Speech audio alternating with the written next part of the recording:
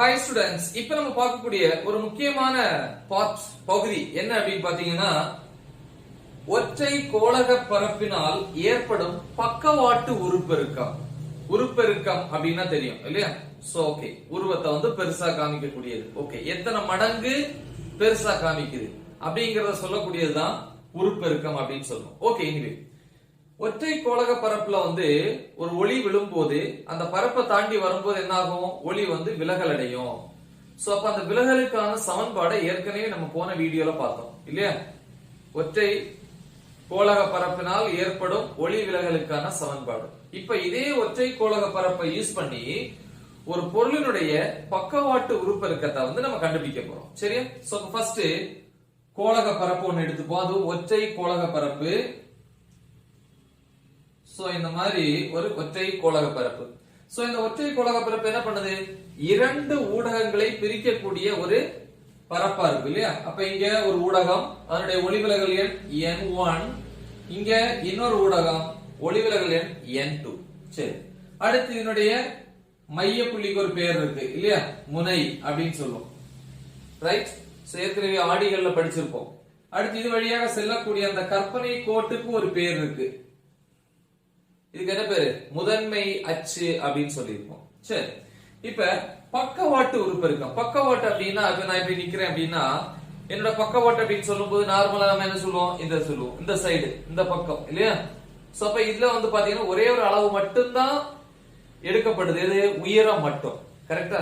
So அப்ப பக்கவாட்டு உருப்பெருக்கத்தை கண்டுபிடிக்கிறதுக்காக நான் என்ன பண்றேன் அப்படின்னா ஒரு குறிப்பிட்ட உயரம் இருக்கக்கூடிய ஒரு பொருளை எடுத்துக்கிறேன். சோ இந்த இடத்துல ஒரு பொருளை வச்சுக்கிறோம். சரியா? சோ இது ஒரு பொருள் O dash அப்படின்னு எடுத்துக்கிறேன் இல்லையா? O னா ஆப்ஜெக்ட், பொருள். சோ என்னுடைய உயரத்தை h1 எடுத்துக்கிறேன். அப்ப இதனுடைய உயரமானது முதன்மை அச்சுக்கு எப்படி இருக்கு? செங்குத்தாக இருக்கு. சரியா? ஓகே, இப்ப இதுல இருந்து வரக்கூடிய ஒளிக்கதிர் சரியா இந்த மாதிரி வரும். அதாவது கோளக பரப்புக்கு செங்குத்தாக வந்துச்சு அப்படின்னா எந்தவித விலகலும் இல்லாம அந்த கதிர் நேரா போகும். நம்ம ஏற்கனவே படிச்சிருப்போம். ஒரு தளம் இந்த மாதிரி இருக்கும், ஒரு கதிர் இப்படி விழுது, குறிப்பிட்ட கோணத்துல விழுது, படுகோணம் பட்டு இந்த மாதிரி போகும். இது விலகு கோணம். கரெக்டா? இந்த கோணம் குறைய குறைய இதுவும் என்ன ஆயிட்டே இருக்கும்? குறைஞ்சிக்கிட்டே இருக்கும். ஒருவேளை ஒரு ஒளிக்கதிர் தளத்துக்கு செங்குத்தா விழுந்துச்சுன்னா, 90 டிகிரில விழுந்துச்சுன்னா இந்த கதிர் எப்படி போகும்? அப்படியே ஸ்ட்ரைட்டா தான் போகும். எந்த வித விலகலும் இல்லாம இப்படி போகும். கரெக்டா? சப்போஸ் அது எதிரொலிக்கக்கூடிய தளமா இருந்துச்சு அப்படின்னா இதுல பட்டு எதிரொலிப்படைந்து அதே பாதையில திரும்ப வரும். கரெக்டா? அதே மாதிரிதான் இங்கேயும் செங்குத்தாக விழுந்துச்சு அப்படின்னா இல்லையா? தளத்துக்கு அல்லது பரப்புக்கு செங்குத்தாக அப்படின்னா இது இந்த இடம் செங்குத்தா இருந்துச்சு அப்படின்னா எந்த வித விலகலும் இல்லாம இந்த கதிர் அப்படியே இப்படி வரும்.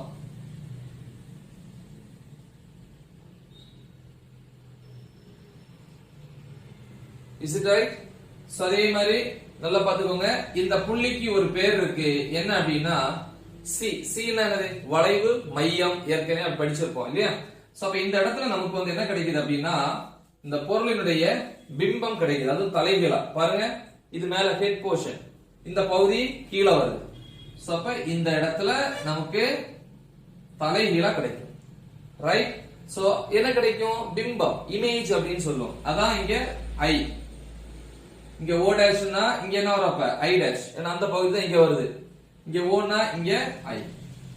சோ இந்த பிம்பத்தினுடைய உயரத்தை நான் h2 அப்படின்னு சொல்லி எடுத்துக்கிறேன். கரெக்டா? அப்ப பாருங்க, ஒரு குறிப்பிட்ட உயரம் இருக்கக்கூடிய ஒரு பொருளை எடுத்துக்கிறேன். இந்த பொருளை எங்க வைக்கிறேன்? முதன்மை அச்சுக்கு செங்குத்தாக ஒற்றை கோளக பரப்புக்கு இடது பக்கம் வைக்கிறேன். இப்ப என்ன ஆகுது? அதுல இருந்து வரக்கூடிய ஒளிக்கதிர் கோளக பரப்புக்கு செங்குத்தா வந்துச்சு அப்படின்னா அது என்ன ஆகும்? அந்த கதிர் நேரா என்ன ஆகும்? டிவியேட் ஆகாம நேரா வருது. எது வழியா வருது அப்படின்னா அந்த ஒற்றை கோளக பரப்பினுடைய வளைவு மையத்தின் வழியாக வெளியே வருது. என்ன பண்ணுது அப்படின்னா ஒரு இடத்துல ஒரு பிம்பத்தை உருவாக்குது. I dash. சோ அந்த பிம்பத்தினுடைய உயரத்தை h2 ன்னு சொல்லுவோம். ரைட்? உருப்பெருக்கத்தை கண்டுபிடிக்கிறது சிம்பிள். எப்படின்னா ஒரு பொருளினுடைய உயரம் h1 எடுத்துப்போமே.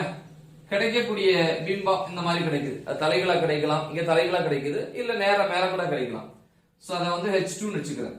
எக்ஸாம்பிள் இது வந்து 1 மீட்டர் அப்படின்னா கிடைக்கக்கூடியது 2 மீட்டரா இருந்துச்சுன்னா, பிம்பம் 2 மீட்டரா இருந்துச்சுன்னா எத்தனை மடங்கு உருவம் பெருசா இருக்கு? 2 மடங்கு. எப்படி கண்டுபிடிப்பீங்க? H2 by H1 equal to 2 by 1 equal to 1. ஆனா எதிர் y அச்சுல கிடைக்கிறதுனால -1 அப்படின்னு சொல்லுவோம். ஏன்னா ஃபார்முலாவே மைனஸ்ல தான் போடணும். -H2, right? இதுக்கு பேர் தான் மேக்னிஃபிகேஷன், அதாவது உருப்பெருக்கம். 2 மடங்கு உருவம் பெருசா இருக்கு. அதோட உயரத்தை சொல்றேன். அதனாலதான் அந்த உருப்பெருக்கத்துக்கு பேரு பக்கவாட்டு உருப்பெருக்கம் அப்படின்னு சொல்லுவோம், ரைட்? ஓகே, சோ இத பேஸ் பண்ணி தான் நம்ம இப்ப வந்து பார்க்க போறோம். அப்ப இங்க எழுதலாம் பக்கவாட்டு உருப்பெருக்கம் m is equal to என்னது? பொருளினுடைய பிம்பத்தினுடைய உயரம் டிவைடட் பை பொருளின் உயரம், இல்லையா? இந்த பொருளினுடைய பிம்பம் எது? இதா இருக்கு. பிம்பத்தினுடைய உயரம் i dash டிவைடட் பை பொருளின் உயரம் o dash. சோ இது சமன்பாடு 1. இப்ப நல்லா பாருங்க, இந்த ரெண்டு முக்கோணங்கள் பாருங்களேன். இது 90 டிகிரி, இதுவும் 90 டிகிரி, கரெக்டா? அதே மாதிரி இதே கோடு ரெண்டுக்குமே வருது. இந்த முதன்மை அச்சு ரெண்டுக்கு பொது. அப்படின்னு என்ன அர்த்தம்? இந்த கோணமும் இந்த கோணமும் எப்படி இருக்கும்? சமமா இருக்கும், கரெக்டா? இப்ப இங்க பாருங்க, இதே திருப்பி வரைகிறேன். சோ இந்த மாதிரி இது வந்து பொருள், இல்லையா? o dash. சோ இது இப்படி வருது. இந்த இடத்துல நமக்கு என்ன கிடைக்குது? பிம்பம் கிடைக்குது i dash. இது H1, இது H2, இந்த புள்ளி C, கரெக்டா? நெக்ஸ்ட் ஓகே, இது கோளக பரப்பு இந்த மாதிரி இருந்துச்சு. சோ இந்த புள்ளியை வந்து P ன்னு எடுத்துக்கிறோம். நல்லா பாருங்க, இதுவும் இதுவும் 90 டிகிரி ஒரே மாதிரி இருக்கு. இந்த கோணமும் இந்த கோணமும் சமமா இருந்துச்சுன்னா கண்டிப்பா மூணாவது கோணம் எப்படிதான் இருக்கும்? சமமா தான் இருக்கும். அப்படின்னா இந்த ரெண்டு முக்கோணங்களும் ஒத்த முக்கோணங்கள் அப்படின்னு சொல்லுவோம், இல்லையா? இதெல்லாம் பாருங்க, முக்கோணம் COO dash மற்றும் முக்கோணம் CII dash, இல்லையா? ஒத்த முக்கோணங்கள், ஒத்த முக்கோணங்கள். சோ இதுல இருந்து நம்ம ஒரு சமன்பாடை கொண்டு வரலாம், இல்லையா? நம்ம ஏற்கனவே வந்து ஆடி சமன்பாட்டிலே படிச்சிருப்போம். என்னது?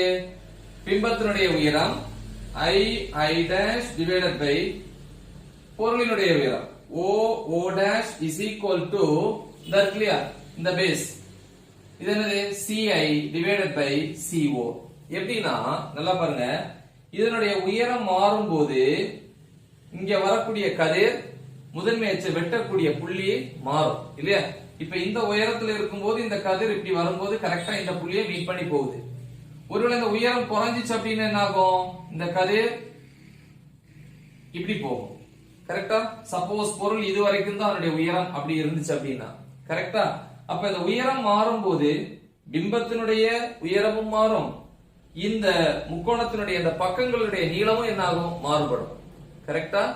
அப்ப இந்த உயரத்துக்கு இந்த பிம்பம் அப்படின்னா கண்டிப்பா இந்த நீளமும் இந்த நீளமும் எப்படி இருக்கணும்? சமமா இருக்கும். அப்படின்னா i dash divided by o dash என்கிற மதிப்பும் ci divided by co என்கிற மதிப்பு எப்படி இருக்கும்? சமமா இருக்கும். ட்ரை பண்ணி பாருங்க, ரைட்? சோ அப்ப எழுதலாம், இல்லையா? என்னது? ci divided by co. So இத எப்படி எழுதலாம்? ci என்கிறத pi minus pc, pi minus pc divided by co. coங்கிறது இவ்வளவு, கரெக்ட்டா? இத எப்படி எழுதலாம்? pc plus po, pc plus po இப்படின்னு எழுதலாம். சோ இது சமன்பாடு 2. இப்போ நான் என்ன பண்ண போறேன் அப்படின்னா, நம்ம ஏற்கனவே படிச்சிருப்போம் இல்லையா? என்னது? குறியீட்டு மரபு. சோ அந்த கார்ட்டீசியன் குறியீட்டு மரபை யூஸ் பண்ண போறேன். குறியீட்டு மரபின்படி என்ன படிச்சிருக்கோம்? குறியீட்டு மரபின்படி இங்க என்ன இருக்கு? i dash என்கிறது பிம்பத்தினுடைய உயரம். இது எப்படி இருக்கு பாருங்க, எதிர் y அச்சு, கீழ் நோக்கி இருந்த எதிர் y அச்சு. இது பிளஸ் x அச்சு மைனஸ் x அச்சு, இது வந்து பிளஸ் y அச்சு மைனஸ் y அச்சு. இங்க இருந்தா நம்ம அளவுகளை வந்து தொடங்கணும். அதே மாதிரி இங்க அளவுகள் எங்க இருந்து தொடங்கணும், கோளக பரப்பினுடைய முனை P அந்த புள்ளியில இருந்து. வலது பக்கம் போன பிளஸ், இடது பக்கம் வந்த மைனஸ், மேல பிளஸ் y அச்சுனா பிளஸ், மைனஸ் y அச்சுனா மைனஸ். கரெக்ட்டா? சோ அப்ப பாருங்க I dash எதிர் y அச்சு, அப்ப மைனஸ் h2. அடுத்து O dash பொருளுடைய உயரம் நேர் y அச்சு, அப்ப பிளஸ் h1. அடுத்து வேற என்ன இருக்கு, PI, இதுதான் இங்க எழுதியிருக்கோம் இல்லையா, PI. PI என்கிறது என்னது, PI, I என்கிறது பிம்பம் கிடைக்கக்கூடிய தொலைவு, அது நமக்கே தெரியும் இல்லையா. இங்க இருந்து இந்த இடத்துல இருந்து பிம்பம் வரைக்குள்ள தொலைவு பிம்பத்தின் தொலைவு என்ன லெட்டர், V. அதே மாதிரி பொருள் இருக்கக்கூடிய புள்ளியில இருந்து முனை வரைக்கும் உள்ள தொலைவு பொருளின் தொலைவு படிச்சிருப்போம் இல்லையா. சரி, அப்ப PI னா இது நேர் x அச்சு, அதனால பிளஸ் V. நெக்ஸ்ட் வேற என்ன இருக்கு, PC is equal to, PC எங்க இருக்கு, PC முனையிலிருந்து வளைவு மையம் வரைக்குள்ள தொலைவு நம்ம ஏற்கனவே படிச்சிருப்போம், அதுக்கு பேர் என்னது, வளைவு ஆரம் R. சோ இது வலது பக்கமா இருக்கிறதுனால நேர் x அச்சுல இருக்கிறதுனால பிளஸ். அடுத்து PO equal to PO பொருளின் தூரம், இது எதிர் x அச்சுல இருக்கிறதுனால மைனஸ் U இப்படின்னு எழுதலாம். சோ இப்போ இத என்ன பண்றேன் அப்படின்னா இரண்டாவது சமன்பாடுல வந்து பிரதியிட போறேன்.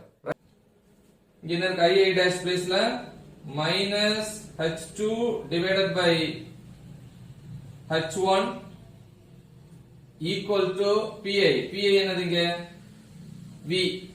V minus PC or divided by PC plus PO. PC என்னதா இருக்கு, R plus PO minus U. இதை எப்படி simplify பண்ணலாம், which is equal to V minus R divided by R minus U இப்படின்னு எழுதலாம். இதை திருப்பி simplify பண்ணுவோம், இதை அழிச்சுக்கலாம்.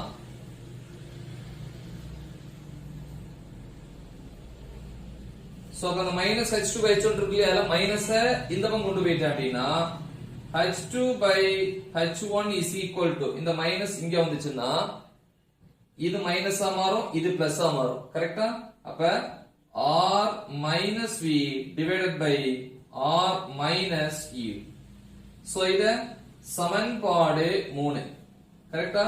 அப்ப இந்த இருக்கு இல்லையா, 1ல பிரதியிடலாம் இல்லையா, இத கம்பேர் பண்ணுவோமா, 1 மற்றும் 3 இலிருந்து எப்படி எழுதலாம், M is equal to I dash by O dash. இந்த பாருங்க I dash by O dash தான் h2 by h1 எழுதிருக்கோம் இல்லையா, இதா இருக்கு. அப்படினா h2 by h1 is equal to R minus B by R minus U. So இதுதான் பக்கவாட்டு உருப்பெருக்கத்திற்கான சமன்பாடு. ஆனா ஒளிவிலகல் எண் n1 மற்றும் n2 ல இருந்தும் பக்கவாட்டு உருப்பெருக்கத்திற்கான சமன்பாடை கொண்டு வரலாம். நம்ம அதை யூஸ் பண்ணி படிச்சிருப்போம் இல்லையோ, ஒளிவிலகல் எண்ணை பயன்படுத்தி ஒற்றை கோளக பரப்புல ஏற்படக்கூடிய ஒளிவிலகலுக்கான சமன்பாடு படிச்சிருப்போம் இல்லையா. நமக்கு தெரியும், we know that ஒற்றை கோளக பரப்பினால் ஏற்படும் ஒளிவிலகலுக்கான சமன்பாடு அப்படின்னு எழுதிதான் நீங்க அந்த ஃபார்முலா எழுதணும். என்ன ஃபார்முலா படிச்சோம், டெரைவ் பண்ணிருந்தோம், n2 by v minus n1 by u equal to n2 minus n1 divided by r. சரி, இது பொதுவான ஒண்ணு. இது சமன்பாடு 5 ன்னு வெச்சுப்போம். இத பேஸ் பண்ணி நம்ம இப்ப சிம்பிளிஃபை பண்ணோம். கரெக்ட்டா? இத சிம்பிளிஃபை பண்ண எப்படி எழுதலாம் பாருங்க. கீழ மீச்சியம் எடுத்தா vu, மேல என்ன வரும், குறுக்கு பெருக்கல் u இங்க பேருமா, u n2 minus v இங்க போச்சுனா v n1 which is equal to, இங்க இத எப்படி எழுதணும், n2 minus n1 by r. கரெக்ட்டா? இப்போ இந்த vu இங்க கொண்டு போயிட்டேனா இங்க கொண்டு போயிரலாம் இல்லையா. அப்ப என்ன வரும், u அல்ல ஒண்ணு பண்ணுவோமா, நமக்கு தேவை இந்த r தான் தேவை அப்ப இந்த r மேல கொண்டு வந்துரும். r is equal to இது மேல போயிடுச்சுன்னா இந்த பார்ட்டை இங்க கொண்டு போயிரும். கரெக்ட்டா? அப்ப bu into n2 minus n1 divided by இது கீழ வந்துரும் u n2 minus v n1. Right? நமக்கு என்ன தேவை? r minus v r minus v. அப்ப இதெல்லாம் என்ன பண்றாங்க? இதுல வந்து v எல்லாம் மைனஸ் பண்ண போறேன். கரெக்ட்டா?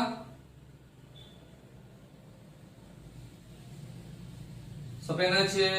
r minus v. கரெக்ட்டா? r ல இப்ப லெஃப்ட் சைடு மைனஸ் பண்ணா ரைட் சைடு மைனஸ் பண்ணாதான் வரும் இல்லையா? r minus v. அப்ப ஈக்குவல் டு என்னாச்சு? v u of n2 minus n1 in minus v. v எல்லாம் மைனஸ் பண்ணிட்டேன். divided by u n2 minus v n1. இப்ப இதுக்கு என்ன எடுக்கணும்? மீச்சம் எடுக்கணும் இல்லையா? அப்ப இந்த பார்ட் இங்கேயும் போயிடும். கரெக்ட்டா? இது தனியா இருக்கா? which is equal to vu of n2 minus n1 minus v into இது அங்க போயிடும். கரெக்ட்டா?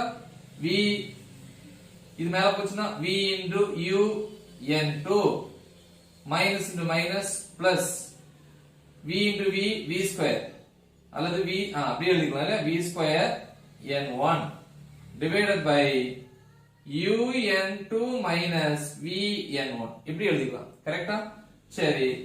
சோ இப்போ இதுல ஏதாவது காமனா இருக்கா இல்ல கேன்சல் பண்ணலாமான்னு பாப்போம். which is equal இது உள்ள கொண்டு போயிட்டேனா vu n2 minus vu n1 minus vu n2 plus v square n1 divided by u n2 minus v n1. கரெக்ட்டா? இப்ப vu n2 minus vu n2 cancel ஆயிரும். மீதி என்ன இருக்கு? minus vu n1 plus v square n1. இந்த ரெண்டுல இருந்து நான் என்ன பண்றேன்னா v n1 காமனா எடுத்துக்கிறேன். அப்ப which is equal to v n1 காமனா எடுத்துட்டேன்னா v n1 போச்சுன்னா இங்க என்ன இருக்கும்? minus u. இங்கே v n1 போச்சுன்னா plus v. minus u plus v. plus v முன்னாடி கொண்டு வாங்க. v minus u divided by u n2 minus v n1. இது என்னப்பா? r minus v equal to. அப்ப r minus v கிடைச்சது. இனி r minus u வேணும் இல்லையா? இத சமன்பாடு 6. இனி என்ன வேணும்? r minus u. r minus u equal to r இதா இருக்கா? என்னது? vu into n2 minus n1 divided by u n2 minus v n1 minus u. கரெக்ட்டா? இதே மாதிரி இது இங்கே கொண்டு போயிரோம். which is equal to vu n2 minus n1 minus u into இது மேல போச்சுன்னா u into u square n2 minus into minus plus uv n1 divided by இங்க என்ன இருக்கு? u n2 minus v n1. is it clear? which is equal to இது simplify பண்ணோம்னா இது உள்ள போயிடுச்சுன்னா vu n2 minus vu n1 minus u square n2 plus uv n1 divided by u n2 minus v n1. so இப்போ இத cancel ஆகும்னு பாப்போம். minus uv n1 plus uv n1 cancel ஆயிடுச்சு. அப்ப மீதி என்ன இருக்கு? இதுல இருந்து r minus u is equal to எது பொதுவா எடுக்கலாம்? இதுல n2 இருக்கு, n2 இருக்கு, ஒரு u இருக்கு. அப்ப u n2 பொதுவா எடுத்துக்கலாம். அப்ப u n2 வெளிய எடுத்துட்டேன்னா இங்க என்ன இருக்கும்? v. இங்க u n2 போச்சுன்னா இன்னொரு u இருக்குமா? minus u divided by இங்க என்ன இருக்கு? u n2 minus v n1 இப்படி கிடைக்கும். ரைட்? சோ இத சமன்பாடு 7. இனி r minus v தெரியும், r minus u தெரியும். மூணாவது சமன்பாடுல பிரதியிட போறோம். மூணாவது சமன்பாடு என்னது? h2 by h1. h2 by h1 னா பிம்பத்தினுடைய உயரம் by பொருளினுடைய உயரம். அதுக்கு என்ன பேரு? பக்கவாட்டு உறுப்பு இருக்கும். நான் இங்க ஒரு லெட்டர் போட்டுக்கலாம். கரெக்ட்டா? m is equal to. கரெக்ட்டா? சரி.